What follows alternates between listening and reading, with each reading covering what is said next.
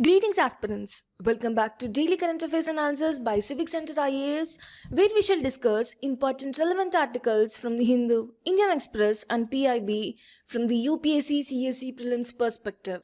Displayed are the topics which we are going to discuss today. The first article says that the Reserve Bank of India on Thursday announced liberalized norms to encourage use of Indian rupee and the local or national currencies to settle cross-border transactions. And additionally, the Reserve Bank has already signed Memorandum of Understanding with the Central Banks of United Arab Emirates, Indonesia and Maldives to encourage cross-border transactions in local currencies, including the Indian rupee, and also to encourage the greater use of Indian rupee for trade transactions. In July 2022, an additional arrangement in the form of special rupee Vostro account was introduced, and several foreign banks have since opened SRVAs, that is the special rupee Vostro accounts with banks in India. So now, in this context, let's discuss what is the special rupee Vostro account. Know that it was introduced in July 2022 and it is an additional mechanism for international trade settlement in Indian rupees, and this complements the existing systems that rely on the freely convertible currencies. Now, what makes this SRVA unique is that it requires the prior approval of the Reserve Bank of India, unlike the existing rupee Vostro accounts under the FEMA Act 2016. Now, here's the key difference is, while the existing rupee Vostro accounts are generic foreign deposit accounts, but SRVA is specifically designed to facilitate trade settlements in the Indian rupees. Now, let's explore its features in details. To begin with, SRVA operates as a bank-to-bank arrangement similar to the correspondent banking, and as a result, it allows the settlement of trade in Indian rupee, significantly reducing the dependency on the freely convertible currencies. Further, when it comes to exchange rates, these are determined by the forex market.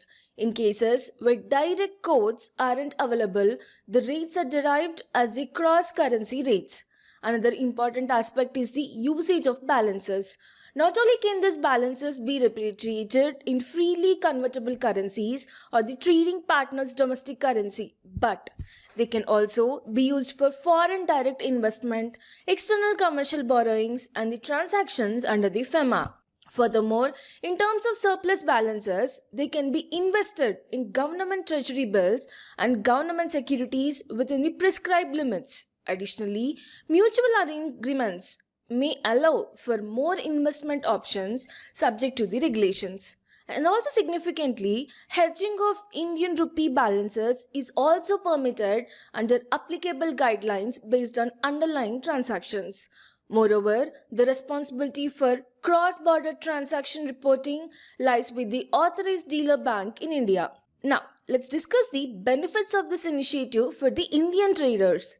First and foremost, it eliminates the exchange rate risk associated with the currency fluctuations as transactions are settled in the Indian rupee. Secondly, it increases the use of Indian rupee in the international trade, thereby reducing dependency on the global hard currencies. Lastly, let's briefly touch upon correspondent banking. See, the system facilitates transactions and services for another bank, often in foreign country, and serves as the backbone for the arrangements like the SRVA. The second article says that the Indian Space Research Organization, that is the ISRO, successfully executed a satellite docking experiment in the early hours of Thursday, making India the fourth country after the US, Russia and China to achieve this historic feat. The two satellites, that is the Chaser and Target, launched by the PSLV C-60 on December 30, successfully docked as the officials from the Mission Operations Complex at the ISRO Telemetry, Tracking and Command Network oversaw the complex procedure. So well, in this context, let's take a closer look at the SpaDeX mission. Know that SpaDeX is in short for Space Docking Experiment, is a mission by ISRO aimed at mastering in-space docking technology, which is a critical capability for future space exploration. Now, first let's talk about the mission timeline. Know that the satellites were launched on December 30, 2024 using the Trusted Polar Satellite Launch Vehicle C-60. Following this, they were placed in a 470 km wide circular orbit at 55 degrees inclination, operating on a local time cycle of about 66 days.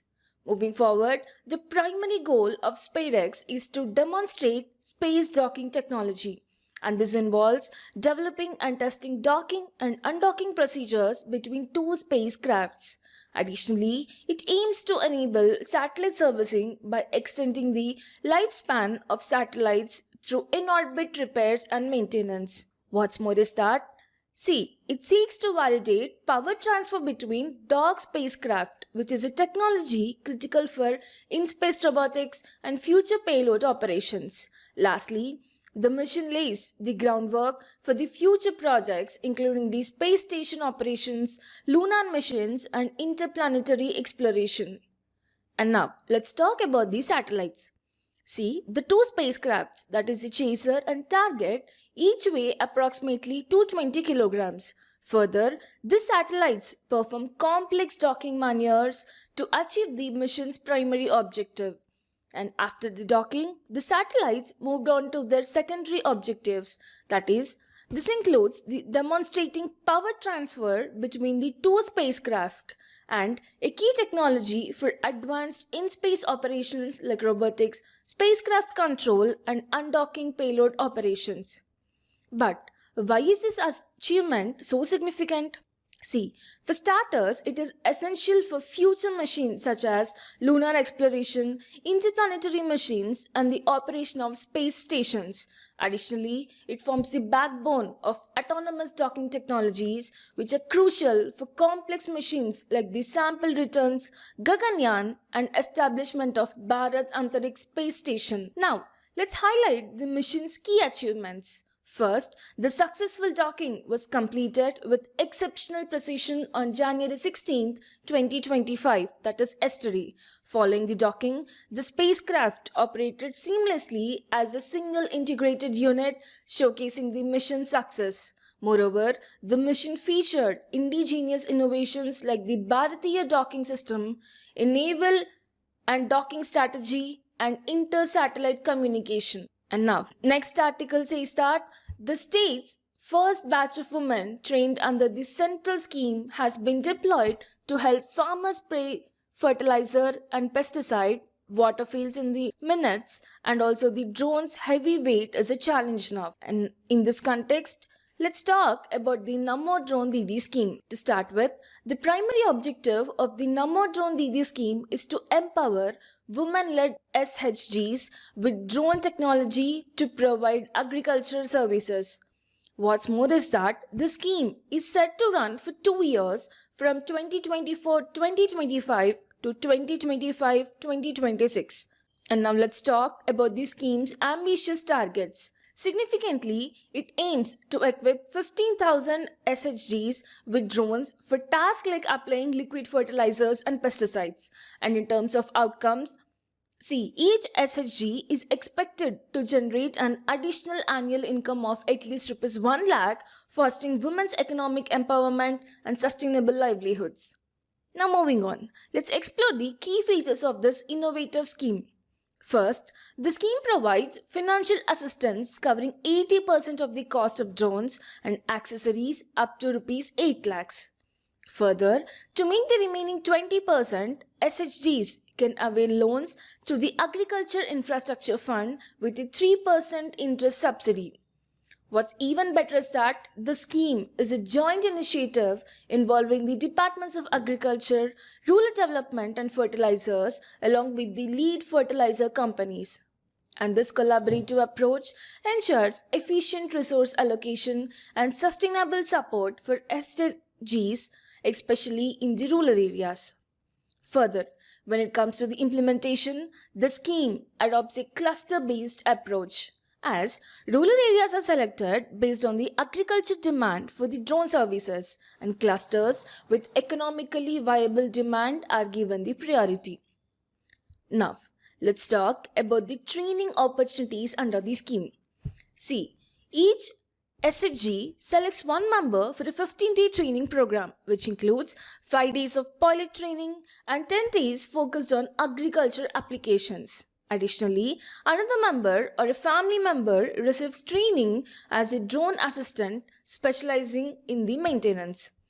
Moreover, lead fertilizer companies play a crucial role by acting as a bridge between the SHGs and drone manufacturers, and they assist with the procurement, repairs and maintenance while promoting the use of nano fertilizers for efficient agriculture practices.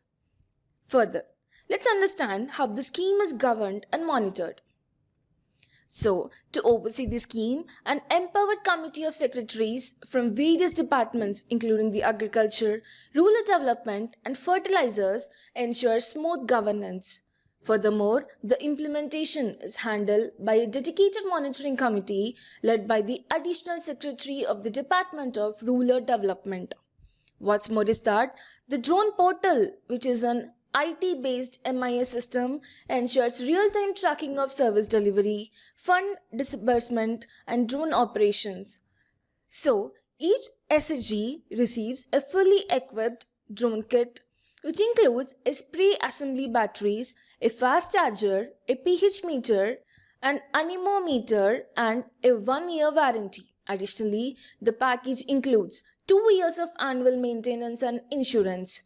As we mentioned earlier, the 15-day training program equips SHG members with essential skills. One member is trained in drone piloting, while the other focuses on maintenance to ensure seamless operation. Now, moving to the next article, it says that Chief Justice of India, Sanjeev Khanna, administered the oath of office to the new Supreme Court Judge, Justice Krishnan Vinod Chandran, on Thursday. So in this context, let's discuss about the appointment of Supreme Court judges. To begin with, let's talk about the composition and strength of Supreme Court of India.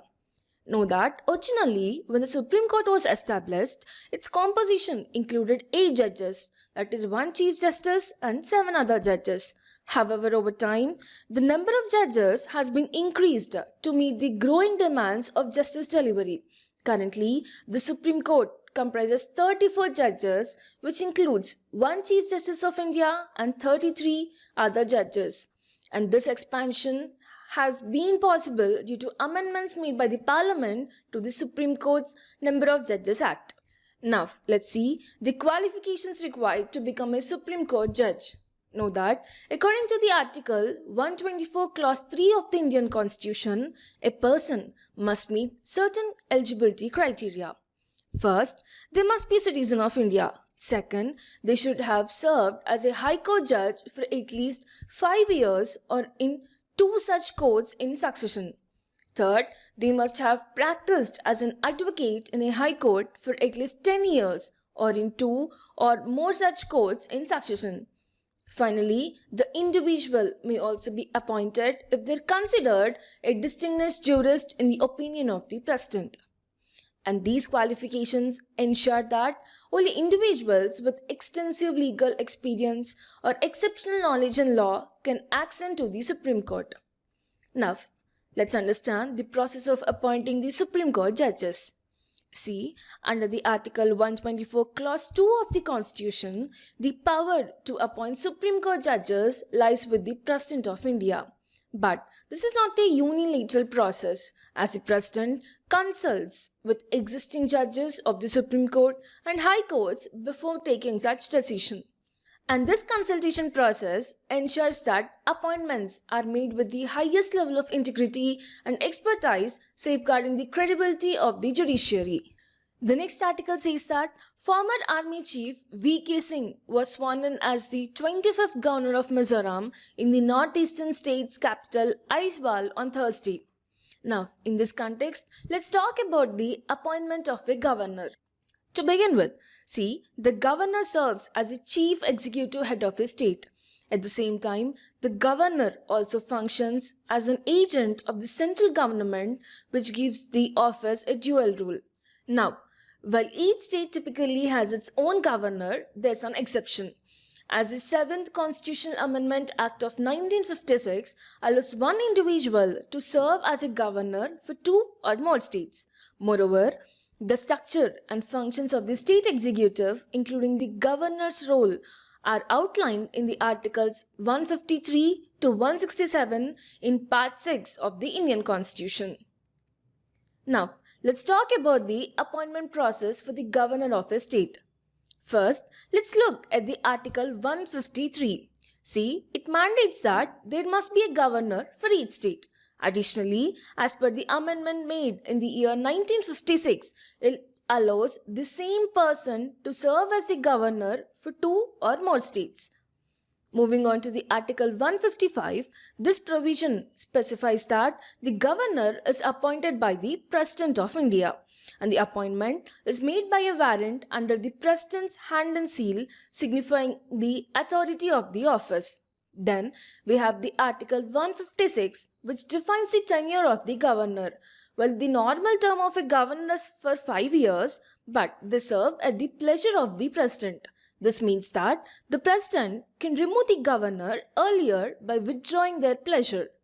Since the President acts on the advice of Prime Minister and Union Council of Ministers, the central government effectively controls the appointment and removal of the governors. Now, let's take a look at the qualifications and conditions of office for a governor as detailed in the Article 157 and 158. First, the individual must be a citizen of India. Second, they must have completed 35 years of age. In addition to these qualifications, certain conditions apply to holding the office. Know that the governor cannot be a member of parliament or a state legislature at the same time. Additionally, the governor must not hold any office of profit, and these provisions ensure that the governor remains impartial and independent while performing their duties. Now, let's move to the next article. It says that the Indian Meteorological Department celebrated its 150th anniversary on Wednesday. So, well, in this context, let's know more about the India Meteorological Department, that is in short IMD. To begin with, IMD was established in the year 1875 to centralize meteorological work across India. Interestingly, the first meteorological reporter was H.F. Blandford, with the first Director General appointed in the year 1889 was Sir John Elliot. Currently, IMD operates under the Ministry of Earth Sciences and plays a crucial role in coordinating research, data collection and weather services across the country. Now, let's dive into the objectives of IMD, which are aimed at enhancing weather-related services in India.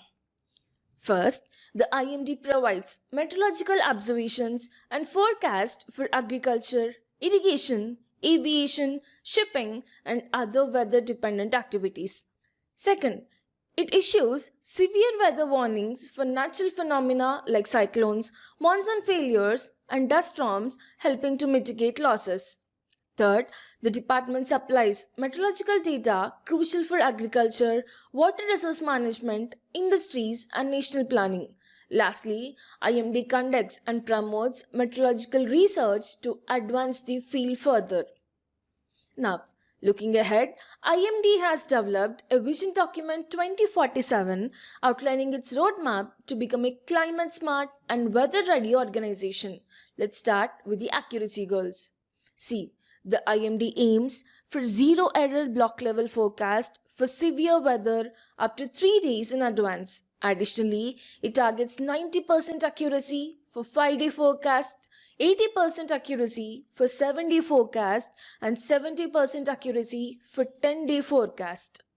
Next, the IMD is focusing on improving hyper-local weather models by enhancing the resolution from 12 kilometers to 5 to 6 kilometers. And this improvement will enable forecast at the village panchayat level, making weather prediction more accessible and actionable. What's even more inspiring is that IMD's commitment to ensuring zero human lives lost due to severe weather events, and this will be achieved through better monitoring systems and more timely warnings. Moving to the next article, it says that multi-drug resistant tuberculosis is a strain of TB disease in which the infecting tuberculosis germs are resistant to the effects of rifampicin and isoniazid, which are the two most potent drugs available for the TB treatment. Now, in this context, let's discuss about the tuberculosis. Know that tuberculosis, in short TB, is an infectious disease that most commonly affects the lungs. It is caused by a type of bacteria, Mycobacterium tuberculosis, and spreads through the air when infected people cough, sneeze, or spit. But know that TB is both preventable and curable, making awareness and early detection critical in managing this disease. Now, let's see the symptoms of TB. See, some of the most common symptoms include a prolonged cough which sometimes produces blood, chest pain that may persist over time, weakness and fatigue which can severely affect the daily life, weight loss often unexplained, fever and night sweats. And it's important to know that the symptoms depend on where in the body TB becomes active. While the TB usually affects the lungs, it can also impact other parts of the body such as kidneys, brain, spine, and even the skin. Now, let's move on to the diagnosis of TB. See here, the World Health Organization, that is the WHO, recommends the use of rapid molecular diagnostic test as the initial diagnostic test for anyone showing signs or symptoms of TB. And these rapid diagnostics includes the expert MTB or RIF Ultra and TrueNat assays. Both of these tests have high diagnostic accuracy and are helping improve the early detection of TB and its drug-resistant forms. In addition, a tuberculin skin test or interferon gamma release assay can be used to identify people who may be infected with the TB. However, diagnosing more complicated cases such as multi-drug resistant TB or HIV-associated TB can be complex and also expensive. This challenge is even greater when it comes to diagnosing TB in children where symptoms can be less clear. Now, moving to the next article, it says that the Prime Minister Shri Narendra Modi will distribute over 65 lakh property cards under SVAMITVA Scheme to property owners in over 50,000 villages in more than 230 districts across 10 states and 2 union territories on 18th of January at around 12:30 p.m. through video conferencing. Well, in this context, let's know about the SVAMITVA Scheme.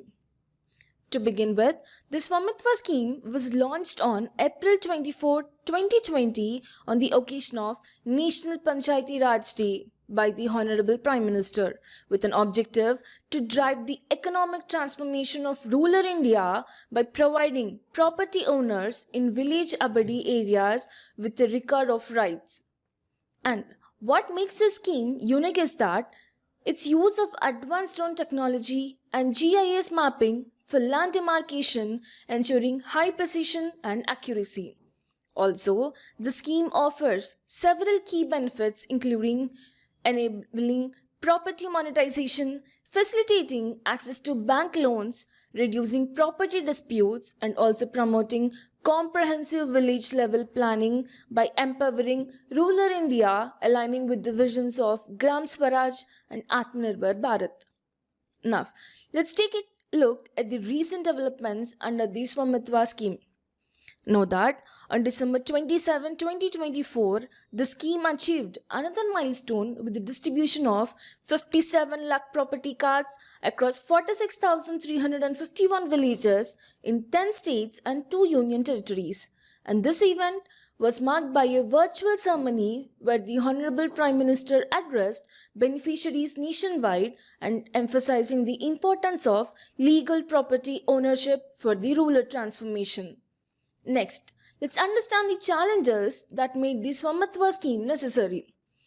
See, For decades, there has been an incomplete survey and settlement of rural land, leaving many properties in villages with formal records, and the absence of legal property documents for the abadi areas has limited access to the institutional credit, making it difficult for the property owners to secure loans or upgrade their homes.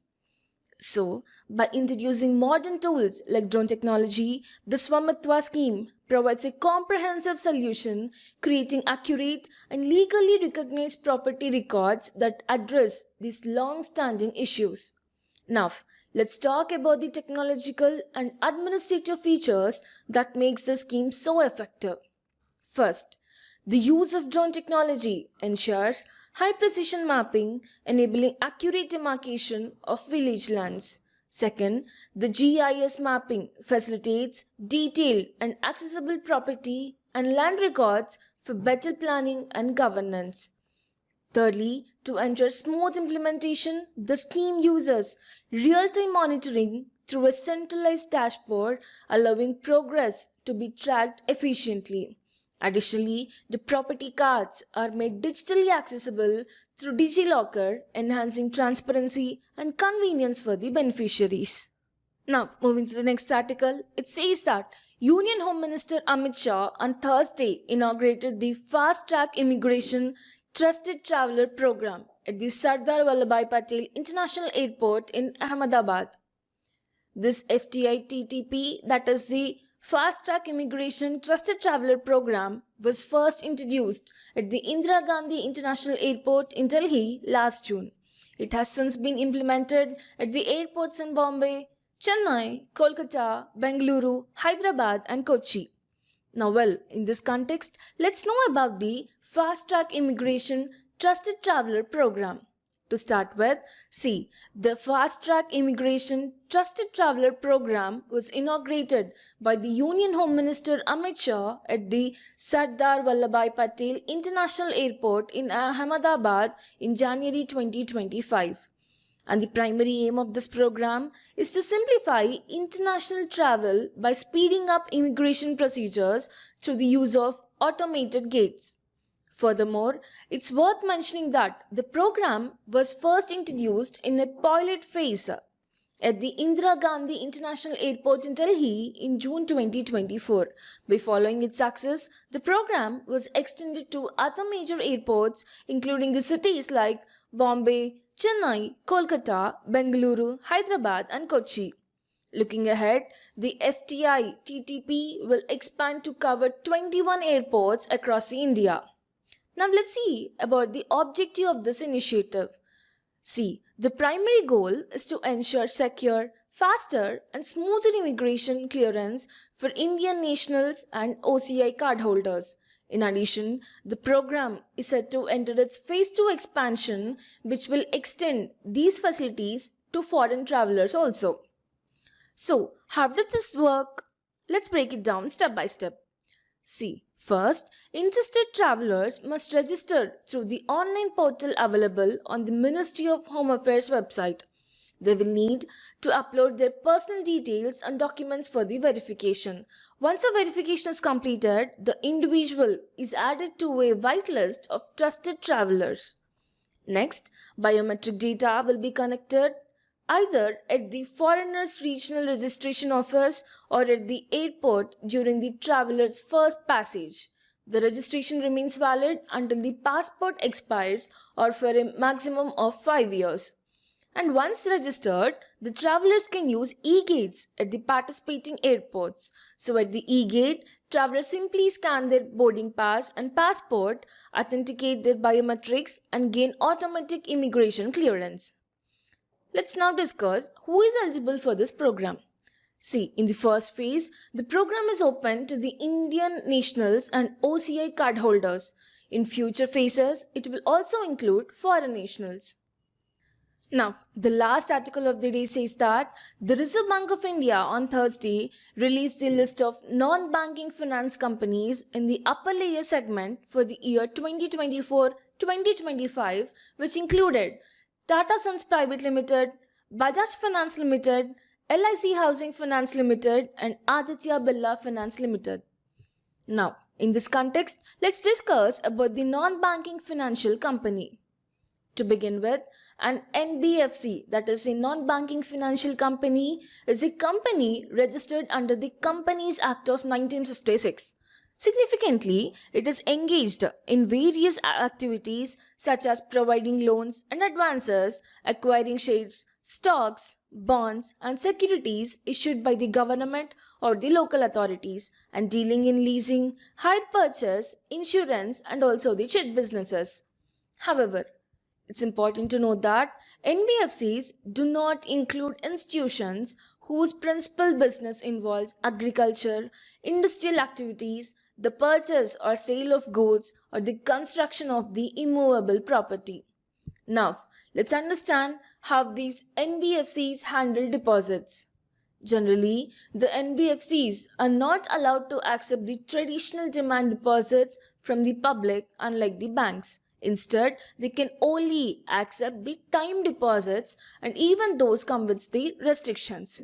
For example, deposits cannot be accepted for a period of less than 12 months or more than 60 months. Additionally, NBFCs cannot offer interest rates higher than the ceiling rates prescribed by the Reserve Bank of India. While the NBFCs do not provide savings or current account facilities, they do offer a wide range of monetary advice such as chit reserves and advances. And now, when it comes to the regulations, the functions of NBFCs are overseen by both Ministry of Corporate Affairs and the Reserve Bank of India. And see here, the RBI holds the authority to issue licenses to the NBFCs, regulate their operations, and ensure they adhere to the established norms and regulations. And this dual regulation ensures that NBFCs operate within a controlled framework, balancing flexibility with accountability. Now, let's take a closer look at how NBFCs differ from the banks. First, the NBFCs do not have a banking license, which limits their operations compared to the banks. Second, they cannot accept the demand deposits from the public. Third, NBFCs are not part of the payment and settlement system, meaning they cannot issue checks drawn on themselves. Another key difference is that depositors in NBFCs do not have the benefit of deposit insurance facility provided by the Deposit Insurance and Credit Guarantee Corporation, which is available to the bank depositors. Lastly, NBFCs are not subjected to the same level of stringent regulations as banks, giving them more operational flexibility but less oversight. Well, that concludes today's edition of Daily Current Affairs by Civic Center IAS. We hope you found this session insightful and helpful in your preparation journey. Remember, staying updated with current events is crucial for excelling in competitive exams like the UPSC. Thank you for joining us today.